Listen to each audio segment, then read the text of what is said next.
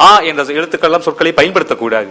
உணர்ச்சியை நாம் காட்டாமல் கவிதை மட்டும் வாசகனுடைய வாசிப்பு தட்டிலே ஒரு கவிதை பரிமாற வேண்டும். அதை படித்து அந்த உணர்வை வாசகன் எட்டி பிடிக்க வேண்டும்.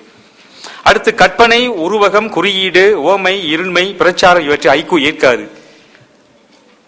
இத்தகைய எதுவுமே மரபு கவிதை சார்ந்த இந்த கூறுகள் ஐக்கூவில் இருக்கக்கூடாது. கவிதைக்கு பொய்யழகு என்று வைரமுத்து பாடினார். இங்கு ஐக்கூவுக்கு மெய்தான் அழகாக இருக்கிறது. உள்ளதை உள்ளவாறு உரைக்க வேண்டும், எந்த ஒரு கற்பனையும் கலவாமல். இத்தகைய எந்த கூறுகளும் இல்லாமல் கவிதையை நாம் அடிக்க வேண்டும். சிரமம்தான். மரபு வழியிலே வந்தவர்கள் அல்லது மரபிலே எழுதி பழகியவர்கள் நாம் ஐக்கூக்கு வரும்பொழுது இத்தகைய கூறுகள் நீக்கிவிட்டு எழுதும்போது சிரமமாக இருக்கும். அடுத்து மலேசியாவில் இந்த கவிதைகளின் தொடக்கம்.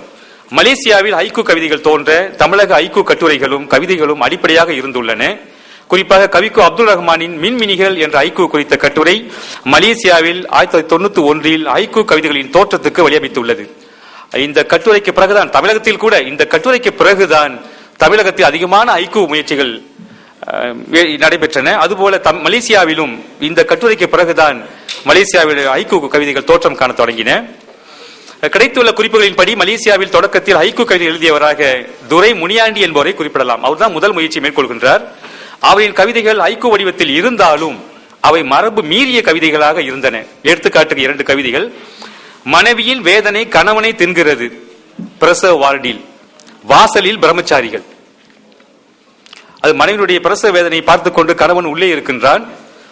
ஆக உள்ளே இருக்கின்ற இதே போன்ற நிலை எதிர்காலத்தில் வெளியே இருக்கின்ற அந்த பிரம்மச்சாரிகளுக்கும் வரும் என்ற எண்ணத்தை, அந்த கருத்தை இங்கே சொல்லுகின்றார்.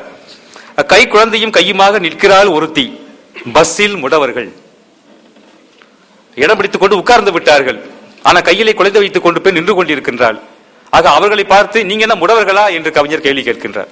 அவர் முகத்தில் அறைந்து நீங்க என்ன முடவர்களா என்று அவர் கேட்பதாக ஒரு விமர்சன பார்வையாக இங்கே இருக்கிறது. ஆனா இது பார்த்தீங்கன்னா மரபு சார்ந்த கவிதையாக இல்லாமல் மரபு மீறிய கவிதைகளாக. பஸ்ஸில் முடவர்கள் அப்படின்னா முடவர்னா அவர்களை பற்றி விமர்சன பார்வையாக அமைகிறது. ஆக இப்படி அமைந்தால் அது மரபு மீறிய கவிதையாக பார்க்கின்றோம். மலேசியாவிலே எழுதப்பட்ட இந்த முதல் கவிதைகள் மரபு மீறிய கவிதைகளாக அமைந்திருந்தன. மலேசியாவில் ஐக்கூ கவிஞர்கள் குறிப்பிட்ட சிலரே இந்த இலக்கிய வடிவத்தில் ஈடுபடுகின்றார்கள்.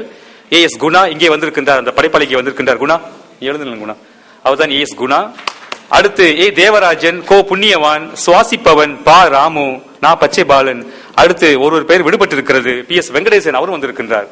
அவரும் இந்த படைப்பிலே ஈடுபட்டிருக்கின்றார். ஆக மிக குறைந்த எண்ணிக்கையான படைப்பாளிகளே ஈடுபட்டிருக்கின்றார்கள். மரபு மீறிய ஐக்கூ கவிதைகள் சில எடுத்துக்காட்டுகளை சொல்ல ஆசைப்படுகின்றேன்.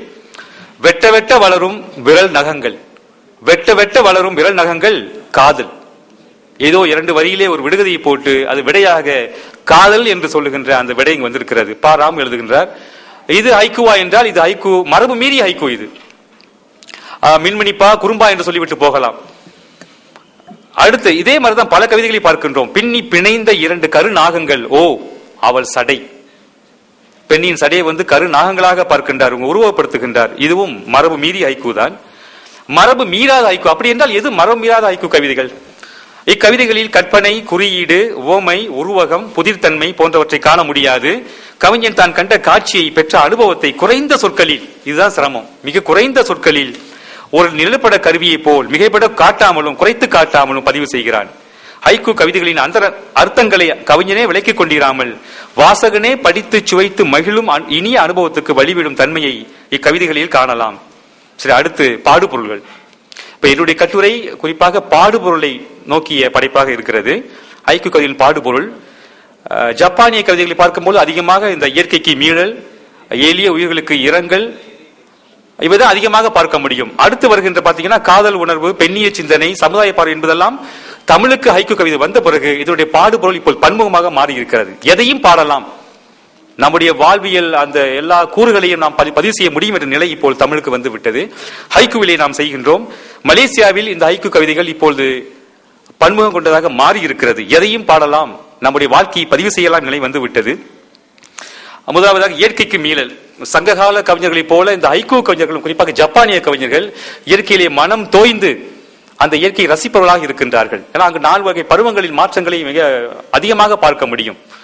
ஆக இந்த ஐக்கூ கவிதையில இயற்கைக்கு மீண்டு வருவது, இயற்கை பற்றி பாடுவது அதிகமாக இருக்கிறது. மாதிரிக்கு சில கவிதைகள். குழாயில் தண்ணீர் கசிவு அடைக்காதீர், இப்பொழுதுதான் குடியேறி இருக்கும் பச்சை.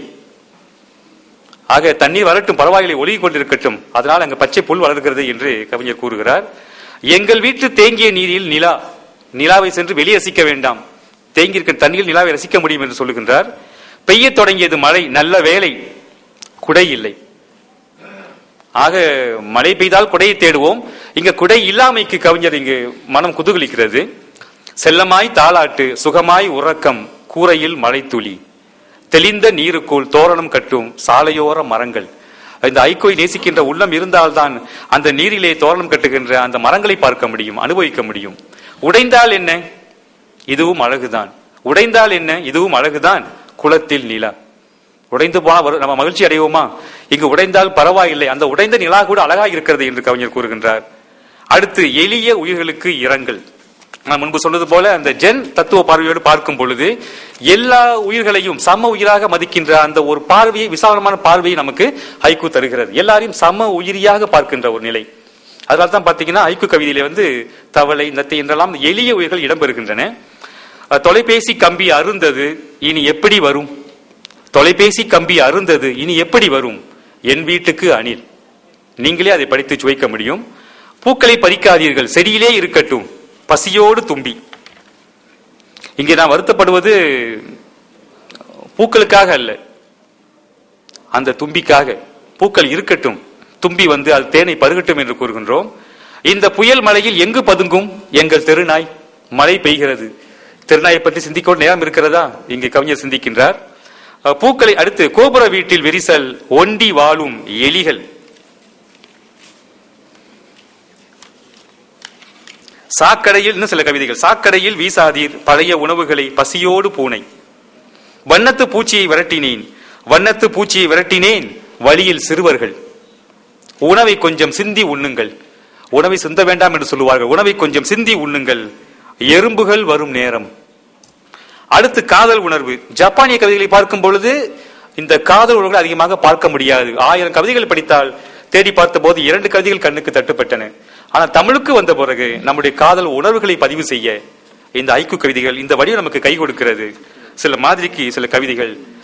பழைய புத்தகம் வீச மனமில்லை, பழைய புத்தகம் வீச மனமில்லை, அவளின் கையெழுத்து. நன்றி மலையே, குடைக்கூல் எங்களின் முதல் சந்திப்பு. இயற்கை கூட நம்ம இணைத்து வைக்கிறது. சோலையில் பூக்கள் தழுவும் பூங்காற்று, தனியே நான். எரிந்த வீடு தேடினால் முதல் கடிதம்.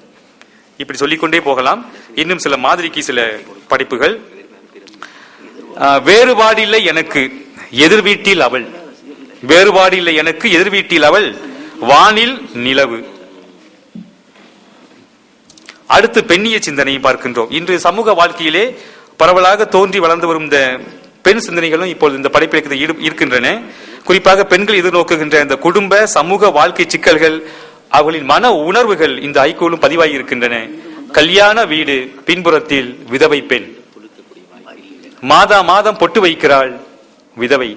மலேசியாவிலே இந்த பால் மரங்களுக்கு பொட்டு வைக்கின்ற ஒரு மாதம் முடிந்த பிறகு அது அடையாளமாக பொட்டு வைப்பார்கள். மாதா மாதம் பொட்டு வைக்கிறாள் விதவை. அந்த மரத்து கூட கொடுத்து வைத்திருக்கிறது, அவளுக்கு அந்த கொடுப்பனை இல்லை. வானில் நிலா, அண்ணாந்து நோக்கும் விதவை. வானத்துக்கும் பெரிய போட்டு, பெரிதாக வெள்ளை போட்டு இருக்கிறது, தனக்கு இல்லை என்று இயங்குகின்ற அந்த பெண்ணின் நிலை. பிள்ளை இல்லாதவள் தயங்கி நிற்கிறாள். ரப்பர் பால், அது கித்தா பால், ரப்பர் பால் நிறைந்த மங்குகள். பிள்ளை இல்லாதவள், அவளுக்கு கூட அந்த பாக்கியம் இல்லை. ஆனா அந்த பாத்தீங்கன்னா அந்த பால் வடிந்து இருக்கின்ற அந்த மங்கு அந்த பாலை தாங்கி கொண்டிருக்கிறது, அவளுக்கு கூட அந்த பாக்கியம் இல்லை. ஆனா அந்த பால் மரத்துக்கு அந்த